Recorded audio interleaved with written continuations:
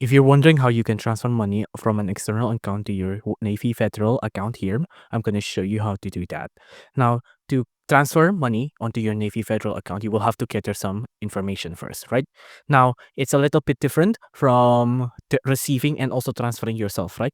Now, if you want to transfer from your Navy Federal account into an external account, you will have to fill out a form. But the thing is, we want to receive it, right? Not transfer out from our account.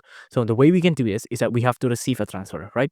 You will have to gather up all of these information up here as well. And then for international transfer, you should instruct the sending financial institution to use a corresponding bank to facilitate the transfer to your account. Now, your Navy Federal only receive US currency, right? And the fee is $0, so it's free. And the expected wait is same day processing, right? So it won't take too long, right?